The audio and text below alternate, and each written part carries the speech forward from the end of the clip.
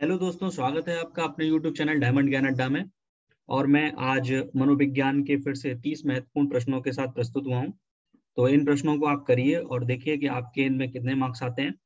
इससे पहले मैं 4 मॉक टेस्ट करवा चुका हूं, तो ये 5th मॉक टेस्ट है। और अगर कोई भी जो पहली बार चैनल पर को देख रहा हो तो सबसे पहले चैनल को सब्सक्राइब कर ले और फिर बेल आइकन को प्रेस कर ले ताकि उसको नियमित रूप से वीडियो मिलती रहे। तो चलिए बात करते हैं पहले क्वेश्चन से। पहला क्वेश्चन है कि प्रासंगिक अंतर्भूत परीक्षण जिसका नाम है TAT का विकास किसने किया है। टेट का फुल फॉर्म बोलते हैं थीमेटिक एप्रिसिएशन टेस्ट, या हिंदी में कहते हैं प्रासंगिक अंतर्भूत परीक्षण। इसका विकास किसने किया है? साइमन ने, हॉर्ट्जमैन ने, मरे ने या बेलक ने? तो आपको पता होगा कि ये टेट TAT है, इस टेट के जो प्रतिपादक हैं वो है मार्गन एवं मुरे। ठीक है, मार्गन व मोरे इन दोनों ने मिलकर टेट का परीक्षण किया था, और इसलिए इसका ऑप्शन कौन सा सही हो जाएगा? सी पर। ठीक है, इसके बाद नेक्स्ट सेकंड है कि मनोविज्ञान का शिक्षा के क्षेत्र में सबसे बड़ा योगदान है। तो मनोविज्ञान का शिक्षा के क्षेत्र में सबसे बड़ा योगदान क्या है? कि यह विषय केंद्रित शिक्षा है, शिक्षक केंद्रित शिक्षा है, क्रिया केंद्रित शिक्षा है या बाल केंद्रित शिक्षा है? तो बताइए कि मनोविज्ञान का शिक्षा के क्षेत्र में सबसे बड़ा योगदान क्या है। तो आपको पता होगा कि शिक्षा के क्षेत्र में मनोविज्ञान अब वर्तमान में बाल केंद्रित शिक्षा है, मतलब चिल्ड्रन सेंटर्ड एजुकेशन है। ठीक है, नेक्स्ट अगला प्रश्न है कि निम्नलिखित में से कौन सा वृद्धि और विकास के सिद्धांतों से संबंधित नहीं है? मतलब जो वृद्धि और विकास के सिद्धांत से संबंधित नहीं है। निरंतरता का सिद्धांत, वर्गीकरण का सिद्धांत, समन्वय का सिद्धांत, वैयक्तिकता का सिद्धांत? तो बताइए इसका ऑप्शन कौन सा सही होगा। ये देखिए, वर्गीकरण का सिद्धांत जो है वो वृद्धि और विकास के सिद्धांतों से संबंधित नहीं है। वैसे आपको इसके कुछ प्रमुख सिद्धांत हैं, जैसे आप कह लें नंबर 1 निरंतरता का सिद्धांत है, नंबर 2 अगर मैं बात करूं तो समन्वय का सिद्धांत भी है, नंबर तीसरी अगर मैं बात करूं तो वैयक्तिक भिन्नता का भी सिद्धांत है। ठीक है, वैयक्तिक भिन्नता का सिद्धांत है। नंबर 4 का बात करूं तो परिमार्जिकता का सिद्धांत है। नंबर 5 की बात करूं तो समान प्रतिमान का सिद्धांत है। ठीक है, इसके बाद अगर नंबर 6 की मैं बात करूं तो वंशानुक्रम तथा वातावरण की अंतः क्रिया का सिद्धांत है। ठीक है, वातावरण की अंतः क्रिया का सिद्धांत है। नंबर 7 की बात करूं तो चक्राकार प्रकृति का सिद्धांत है। ठीक है, चक्राकार प्रकृति का सिद्धांत है। नंबर अगर 8 की बात करूं तो भविष्यवाणी का भी सिद्धांत है। ठीक, भविष्यवाणी का सिद्धांत है। ठीक है, तो इस तरीके से ये प्रमुख कुछ विकास के मैंने आपको सिद्धांत बता दिए। ठीक है, नेक्स्ट अगले प्रश्न की अगर मैं बात करूं तो अगला प्रश्न है कि कक्षा शिक्षण में पाठ प्रस्तावना सोपान सीखने के किस नियम पर आधारित है? जो पाठ प्रस्तावना होता है वो किस नियम पर आधारित है? प्रभाव के नियम पर, सादृश्यता के नियम पर, तत्परता के नियम पर या सहचर्य के नियम पर? तो बताइए किस नियम पर आधारित है। तो आप बताइए ऑप्शन इसका क्या सही होगा। तो ये सही है, तत्परता के नियम पर आधारित है। ठीक है, इसके बाद नेक्स्ट अगला प्रश्न है कि संप्रत्यय निर्माण का प्रथम सोपान क्या है? जो मतलब कॉन्सेप्ट डेवलप होता है बालक के मस्तिष्क में, तो उसका सबसे फर्स्ट स्टेप क्या होता है? सामान्यीकरण होता है, विभेदीकरण होता है, प्रत्यक्षीकरण होता है या पृथक्करण होता है? तो देखिए एक बात समझ लीजिए आप कि जो बालक के मस्तिष्क में ये जो कॉन्सेप्ट बनते हैं उसका क्या होता है? वैसे तो अवलोकन होता है। ठीक है, बालक क्या करता है? अवलोकन करता है। इसके बाद आपने देखा होगा कि इसमें और होता है, विश्लेषण होता है। ठीक, विश्लेषण होता है, तुलना होता है, इसके बाद पृथक्करण होता है, और इसके बाद आप कह सकते हो सामान्यीकरण होता है। ठीक है, अब इसमें ये पूछा है कि प्रथम सोपान क्या है, तो सबसे पहले अवलोकन या कह लीजिए सबसे पहले प्रत्यक्षीकरण होता है। ठीक है, तो इसका ऑप्शन सी पार्ट है। नेक्स्ट अगला प्रश्न है कि प्रेक्षणात्मक अधिगम संप्रत्यय किसके द्वारा दिया गया? प्रेक्षणात्मक जो अधिगम संप्रत्यय है वो किसने दिया है? टॉलमैन ने दिया है, अल्बर्ट बंडूरा ने दिया है, थांडाइक ने दिया है या कोहलर ने दिया है? तो देखिए प्रेक्षणात्मक जो अधिगम संप्रत्यय कॉन्सेप्ट है वो अल्बर्ट बंडूरा ने दिया है। और इसके बारे में अगर मैं थोड़ा सा बताऊं कि इस सिद्धांत का प्रतिपादन अल्बर्ट बंडूरा ने किया है, और जिसमें होता क्या है कि व्यक्ति के व्यवहार को जानना तथा उसका जो प्रत्यक्षण करना उस पर विशेष जोर दिया जाता है। और ये अल्बर्ट बंडूरा जो थे ये अमेरिकी मनोवैज्ञानिक हैं। कहाँ के वैज्ञानिक हैं? अमेरिकी मनोवैज्ञानिक हैं। और इनका मतलब ये था कि व्यक्तियों के व्यवहारों का अवलोकन करने तथा उसकी नकल करके सीखने के महत्व पर इन्होंने बल दिया है। ठीक है, नेक्स्ट अगला प्रश्न है कि अधिगम में के प्रभाव का नियम दिया था। तो अधिगम में प्रभाव का नियम किसने दिया? पावलाव ने दिया, स्किनर ने दिया, वाटसन ने दिया या थांडाइक ने दिया? तो मेरे हिसाब से आपको, अगर आपने मॉक टेस्ट पहले नहीं देखे हैं तो उनको प्लेलिस्ट में जाके देखिए। और कई 50 बार ये प्रश्न आता है कि अधिगम में प्रभाव का नियम किसने दिया? तो प्रभाव का नियम देने वाले कौन है? थांडाइक। क्योंकि थांडाइक के 3 प्रमुख नियम है, प्रभाव का नियम, अभ्यास का नियम और तत्परता का नियम, और 5 गौड़ नियम है। ठीक है, इसके बाद देखिए नेक्स्ट अगला प्रश्न है कि निम्न में से किस विधि का प्रयोग स्मृति के मापन के लिए नहीं किया जाता? मतलब जिससे मेमोरी चेक नहीं की होती। प्रत्याहन विधि, तार्किक विधि, पहचान विधि या पुनः सीखना विधि? बताइए कौन सी विधि है जिसका प्रयोग स्मृति के मापन में नहीं किया जाता? तो वो है तार्किक विधि का प्रयोग स्मृति के मापन में नहीं किया जाता, क्योंकि तार्किक विधि कोई आपकी स्मृति के मापन से संबंधित नहीं है। ठीक, नेक्स्ट अगला प्रश्न है कि बाल विकास का क्षेत्र है।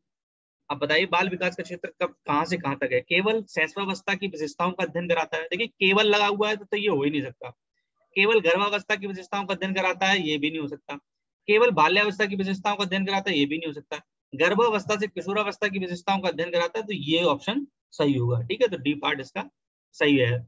इसके बाद देखिए नेक्स्ट अगला प्रश्न है कि वह अवस्था जो कि माता के 21वें गुणसूत्र जोड़े में अलग हो जाने पर उत्पन्न होती है कहलाती है। तो देखिए आपको मैं बता भी दूं और आपको पता भी है कि हम सभी में 23 जोड़ी गुणसूत्र होते हैं। ठीक है, कई बार प्रश्न तो यही पूछा गया कितने गुणसूत्र होते हैं, तो 23 जोड़ी गुणसूत्र होते हैं। अब अगली बात, टोटल कितने होते हैं? अगर एक जोड़ी में 2 होते हैं तो टोटल कितने होते हैं? 46 होते हैं। ठीक, अब अगर 21वें गुणसूत्र के जोड़े में अगर भिन्नता होती है तो वो क्या कहलाएगी? Down syndrome, Klinefelter syndrome, Turner syndrome या विल्सन सिंड्रोम? तो बताइए इसका ऑप्शन क्या है? ये कहलाता है डाउन सिंड्रोम। ठीक है, इसके बाद देखिए नेक्स्ट अगला प्रश्न है कि कोहलबर्ग के अनुसार निम्न किस अवस्था में नैतिकता बाह्य कारकों द्वारा निर्धारित होती है? तो देखिए मैंने कल पिछले मॉक टेस्ट में बताया भी था कि एक कोहलर है और एक कोहलबर्ग है। तो ये कोहलबर्ग ने कौन सा सिद्धांत दिया है? इन्होंने दिया है नैतिक विकास का सिद्धांत। ठीक है, इन्होंने क्या सिद्धांत दिया है? नैतिक विकास का सिद्धांत दिया है। और इनके अनुसार नैतिक विकास की जो अवस्थाएं हैं, इन्होंने 3 अवस्थाएं बताई हैं। ठीक, 3 अवस्थाएं कौन कौन सी बताई हैं? एक तो इन्हें बताई है पूर्व परंपरागत। ठीक है, पूर्व परंपरागत अवस्था बताइए, एक परंपरागत अवस्था बताइए, और एक उत्तर परंपरागत अवस्था बताइए। ठीक, तो इन्होंने 3 अवस्थाएं बताई हैं। और उन 3 अवस्थाओं में भी इन्होंने ये कहा है कि ये जो अवस्था होती है ये तो आंतरिक कारकों, ये कह लीजिए ये बाह्य कारकों द्वारा प्रदर्शित होती है, क्योंकि इसमें माता पिता और उन्हीं को बच्चा देखता है और उनके अनुसरण से सीखता है नैतिकता। तो पहले ही ऑप्शन सही है, तो इसलिए ए पार्ट सही है। ठीक है, नेक्स्ट अगला प्रश्न है कि निम्नलिखित में से कौन सा एक सही क्रम है? अंडाणु शुक्राणु, ब्लास्टोसिस युग्मनज, या ब्लास्टोसिस्ट अंडाणु शुक्राणु युग्मनज, या ब्लास्टोसिस्ट युग्मनज अंडाणु शुक्राणु, या अंडाणु शुक्राणु युग्मनज या ब्लास्टोसिस्ट? तो बताइए इसका ऑप्शन कौन सा सही होगा? तो इसका ऑप्शन डी पार्ट सही है कि पहले अंडाणु, फिर शुक्राणु, युग्मनज और ब्लास्टोसिस्ट। ठीक है, नेक्स्ट अगला प्रश्न है कि अंतर्मुखी, बहिर्मुखी और उभयमुखी व्यक्तित्व का वर्गीकरण करने वाले कौन थे? क्रैशमर थे, युंग थे, शेल्डन थे या स्प्रेंगर थे? तो बताइए किसने 3 अंतर्मुखी, बहिर्मुखी और उभयमुखी के आधार पर बताया? तो ये बताने वाले आपके युंग थे, जिन्होंने 3 प्रकार से वर्गीकरण किया, अंतर्मुखी, बहिर्मुखी और उभयमुखी। ठीक है, नेक्स्ट अगला प्रश्न क्या है कि उदाहरण, निरीक्षण, विश्लेषण, वर्गीकरण, नियमीकरण निम्नलिखित में किस विधि के सोपान है? निगमन विधि के, आगमन विधि के, अंतर्दर्शन विधि के या बहिर्दर्शन विधि के? तो देखिए मैं स्पष्ट रूप से बता दूं, शुरुआत किससे हो रही है? उदाहरण से। तो उदाहरण से अगर शुरू हो रही है तो आगमन विधि से, ठीक है। और अगर नियम से शुरू होती है तो उसको निगमन विधि कहते हैं। अगर नियम से शुरू होती है तो उसको निगमन विधि कहते हैं, और उदाहरण से अगर शुरू होती है तो उसको आगमन विधि कहते हैं। और अंतरदर्शन विधि जो है वो सबसे पुरानी विधि है, और ये अंतरदर्शन विधि ही जब आप कह लीजिए कि मनोविज्ञान की प्रथम प्रयोगशाला खुली थी 1869 ईस्वी में जर्मनी के लिचपिंग नामक शहर में, और विलियम बुंड ने खोली थी, तो इसलिए अंतरदर्शन विधि उस समय सबसे पहले प्रयोग की गई थी, ठीक है। तो सबसे पुरानी विधि भी अंतरदर्शन विधि कहलाती है। इसके बाद देखिए नेक्स्ट अगला प्रश्न है कि अवधान के आंतरिक अथवा व्यक्तिनिष्ठ निर्धारक हैं। अवधान माने रुकावट के आंतरिक और व्यक्तिनिष्ठ निर्धारक कौन से हैं? रुचि है, लक्ष्य है, अभिवृत्ति है, या उद्दीपक है, या वस्तु है, या प्रवृत्ति है, या प्रकाश, या ध्वनि, या गंध है, या पुरस्कार, दंड, या प्रोत्साहन है। तो बताइए कि कौन से अवधान या रुकावट के आंतरिक अथवा व्यक्तिनिष्ठ निर्धारक हैं। तो बताइए इसका ऑप्शन कौन सा सही होगा। तो इसका ऑप्शन जो है वो ये पार्ट सही है कि अगर रुचि नहीं है, आपको लक्ष्य निर्धारित नहीं है, आपकी अभिवृत्ति नहीं है, तो सीधी सी बात है ये क्या होंगे, रुकावट पैदा करेंगे। इसके बाद देखिए नेक्स्ट अगला प्रश्न है कि व्यवहारवादी ने कहा है, किसने कहा है कि मुझे नवजात शिशु दे दो, मैं उसे डॉक्टर, वकील, चोर या जो चाहोगे वो बना के दे दूंगा। फ्रीमैन ने कहा है, न्यूमैन ने कहा है, वाटसन ने कहा है, या होलिंगर ने कहा है। तो आपको पता है कि सबसे बड़े व्यवहारवादी कौन है, वाटसन है, जेबी वाटसन। और इन्होंने ही कहा है कि मुझे अगर आप नवजात शिशु दे दो तो आप जो उसको चाहोगे बना के मैं दे दूंगा, ठीक है। नेक्स्ट अगला प्रश्न है कि ध्यान आकर्षित होने में किसकी प्रमुख भूमिका होती है? उद्दीपन की तीव्रता की, उद्दीपन की उपादेयता की, उद्दीपन की विश्वसनीयता की, या उद्दीपन की सक्रियता की। तो बताइए ध्यान आकर्षित होने के लिए सबसे प्रमुख भूमिका क्या होती है? तो ध्यान आकर्षित करने के लिए सबसे प्रमुख भूमिका होती है उद्दीपन की तीव्रता की, ठीक है। इसके बाद नेक्स्ट अगला प्रश्न है कि छात्र में रुचि उत्पन्न करने की कला है, क्या होती है? छात्र में अगर रुचि उत्पन्न कर रहे हो तो इस कला को क्या कहोगे? शिक्षण कहोगे, सहानुभूति कहोगे, समदृष्टि कहोगे, या प्रेरणा कहोगे? बताइए, आप अच्छे से सोचिए।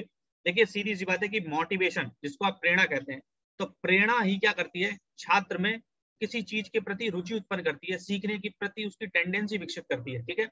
नेक्स्ट अगला प्रश्न है कि फ्रायड के अनुसार, नेक्स्ट अगला प्रश्न सभी को दिख रहा होगा कि नेक्स्ट अगला प्रश्न ये है कि फ्रायड के अनुसार ग्रहण किए या सीखे हुए तत्वों को धारण करने या पुनः स्मरण करने की असफलता को विस्मरण कहते हैं। विस्मरण का अर्थ किसी समय प्रयत्न करने पर भी किसी पूर्व अनुकरण अनुभव का स्मरण करने या पहले की सीखी हुई किसी क्रिया को करने की असफलता है। विस्मरण वह प्रवृत्ति है जिसके द्वारा दुखद अनुभवों को स्मृति से अलग किया जा सकता है, या उपरोक्त में से कोई नहीं। देखिए वैसे तो ये तीनों बातें सही हैं, क्योंकि ये विस्मरण की या विस्मृति की परिभाषाएं हैं, लेकिन फ्रायड ने क्या कहा है? तो आपको पता होगा कि फ्रायड ने कहा है, जो थर्ड ऑप्शन लिखा हुआ है, कि विस्मृत एक प्रवृत्ति है जिसके द्वारा दुखद अनुभवों को स्मृति से अलग कर दिया जाता है, ठीक है।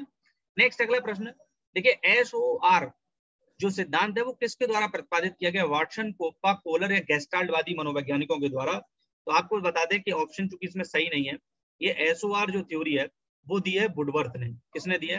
वुडवर्थ ने दी थी, और इन्होंने 1954 में इस सिद्धांत को प्रभावित किया था। आपको पता होगा कि SR थ्योरी जो है, SR थ्योरी को देने वाले कौन है? थॉर्नडाइक है, ठीक है। स्टिमुलस रिस्पॉन्स थ्योरी, इसको देने वाले थॉर्नडाइक, जिसको पर्याप्त एवं त्रुटि का सिद्धांत कहते हो, ठीक है। और SOR थ्योरी को देने वाले कौन है? वो वुडवर्थ, ठीक। इसके बाद देखिए नेक्स्ट अगला प्रश्न है कि वह मापनी जिसमें अंतराल मापनी के समस्त गुण के साथ परम शून्य भी हो कहलाती है। नामित मापनी, क्रम सूचक मापनी, अंतराल मापनी, अनुपात मापनी। देखिए ये 4 प्रकार की मापनियां होती हैं, ये भी ध्यान रखना आप कि मापन एवं मूल्यांकन में 4 प्रकार की मापनियां होती हैं। तो नामित मापनी होगी, क्रम सूचक मापनी होगी, या अंतराल मापनी होगी, या अनुपात मापनी होगी। तो बताइए इसका ऑप्शन कौन सा सही होगा? तो इसका ऑप्शन डी पार्ट होगा, क्योंकि अनुपात मापनी में जो आप कह लीजिए कि इस परम शून्य भी इसमें शामिल होता है, ठीक। नेक्स्ट अगला प्रश्न है कि फ्रायड के अनुसार हमारे मूल्यों का आंतरिकरण किसमें होता है? इदम में होता है, अहम में होता है, पराहम में होता है, परिस्थितियों में होता है। तो आपको पता है कि फ्रायड ने 3 प्रकार के व्यक्तित्वों का निर्धारण भी किया है, इदम, अहम और पराहम। तो बताइए मूल्यों का अंतरीकरण किसमें होता है? तो मूल्यों का अंतरीकरण जो होता है वो पराहम में निहित होता है, ठीक है। इसके बाद देखिए नेक्स्ट अगला प्रश्न है कि ये कथन है कि अनुभव द्वारा व्यवहार में परिवर्तन कहलाता है। तो सबको पता होगा अनुभव द्वारा व्यवहार में परिवर्तन क्या कहलाता है? स्मृति कहलाता है, सीखना कहलाता है, प्रेरणा कहलाता है, चिंतन कहलाता है। तो क्या कहलाता है? ये सीखना कहलाता है। अनुभव या प्रशिक्षण द्वारा व्यवहार में परिवर्तन ही सीखना है, जो कि गेट्स एवं अन्य ने कथन कहा भी है। नेक्स्ट अगला प्रश्न है, सांख्यिकी में वह रेखा चित्र जिसमें आवृत्तियों को स्तंभों द्वारा प्रदर्शित किया जाता है कहलाता है, बताइए क्या कहलाता है? स्तंभाकृति, आवृत्ति बहुभुज, या संचयी आवृत्ति, या रेखा चित्र? तो बताइए इसका ऑप्शन क्या सही है? इसका ऑप्शन सही है स्तंभाकृति। ठीक है। नेक्स्ट अगला प्रश्न है कि विकास की किस अवस्था में बुद्धि का अधिकतम विकास होता है? बाल्यावस्था में, शैशवावस्था में, किशोरावस्था में, या प्रौढ़ावस्था में? तो आप सबको पता होगा किशोरावस्था में सबसे ज्यादा बुद्धि का विकास होता है। ठीक है। नेक्स्ट अगला प्रश्न, शिशु का अधिकांश व्यवहार किस पर आधारित होता है? मूल प्रवृत्ति पर, नैतिकता पर, वास्तविकता पर, या ध्यान पर? बताइए किस पर आधारित होता है? तो मूल प्रवृत्ति पर सबसे ज्यादा उसका अधिकांश व्यवहार आधारित होता है। ठीक। नेक्स्ट अगला प्रश्न है कि अंतर्दृष्टि या सूझ द्वारा सीखने के सिद्धांत में कोहलर ने प्रयोग किया था कुत्ते पर, बनमानुष पर, बिल्ली पर, या चूहों पर? बताइए। तो इसने बनमानुष, सुल्तान नामक बनमानुष पर प्रयोग किया था और ये कोहलर का प्रयोग है। ठीक। नेक्स्ट अगला प्रश्न है, यह आवश्यक नहीं है कि उच्च बुद्धि लब्धि वाले बच्चे भी उच्च होंगे। क्या होंगे? बताइए। सृजनशील होंगे, अध्ययन होंगे, विश्लेषण करने वाले होंगे, या अच्छे अंक प्राप्त करने वाले होंगे? तो देखिए निश्चित रूप से ये कोई आवश्यकता नहीं है कि जो जितना ज्यादा उसकी बुद्धि लब्धि हो तो वो उतना ही अच्छा सृजनशील हो, क्योंकि सृजनशीलता जिसको क्रिएटिविटी बोलते हो, क्रिएटिव कोई भी बालक हो सकता है। मंद बुद्धि बालक हो सकता है, बहुत अच्छा क्रिएटिव हो, बहुत अच्छी पेंटिंग बनाता हो, है ना, और हो सकता है कि बहुत अच्छा कुछ उसमें आर्ट वर्क कर लेता हो, कोई अच्छा हो सकता है उसमें कोई ऐसी स्किल हो जो कि एक अच्छे बुद्धि लब्धि वाले में ना हो। ठीक है। तो इसलिए ये आवश्यक बिल्कुल नहीं है कि अच्छी बुद्धि लब्धि वाले ही हर प्रकार के कार्यों को कर सकते हैं। नेक्स्ट अगला प्रश्न, देखिए इसमें पूरा नहीं लिखा है, मैं बता देता हूं कि ध्यान को, यहाँ पर लिखा होना चाहिए था, ध्यान को केंद्रित करने की आंतरिक दशा, ध्यान को केंद्रित करने की आंतरिक दशा क्या कहलाती है? अवधि कहलाती है, नवीनता कहलाती है, रुचि कहलाती है, आकार कहलाती है? तो पता ही होगा कि रुचि क्या कहलाती है? ध्यान को केंद्रित करने की आंतरिक दशा। और इस मॉक टेस्ट का अंतिम प्रश्न कह लीजिए कि एक परिस्थिति में अर्जित ज्ञान का दूसरी परिस्थिति में उपयोग कहलाता है सीखने की विधियां, सीखने में स्थानांतरण, सीखने में पठार, या सीखने में रुचि? तो सीखने में स्थानांतरण ही कहलाते हैं एक परिस्थिति में सीखे गए ज्ञान को दूसरी परिस्थिति में प्रयोग करना। आपको पता भी होगा कि स्थानांतरण जो है एक धनात्मक होता है, एक ऋणात्मक होता है, और एक शून्य होता है। धनात्मक वो अंतरण होता है जिसमें कि एक परिस्थिति में सीखा गया ज्ञान दूसरी परिस्थिति में उपयोग आता है तो धनात्मक, उपयोग नहीं आता है तो ऋणात्मक, और ना उपयोग सिद्ध हो ना बाध्यकारी सिद्ध हो तो वो शून्य होता है। ठीक है। तो इस तरीके से आपने अपना मूल्यांकन किया होगा। कितने प्रश्न आपके सही हुए कमेंट बॉक्स में बताने की कोशिश करिए। और ये मॉक टेस्ट में जो भी बता रहा हूँ आपको आगामी टेट, सुपर टेट, रीट सभी में मदद करेंगे। तो इसलिए पूरी वीडियो अंत तक देखा करिए ताकि आप अच्छे से समझ पाए। धन्यवाद।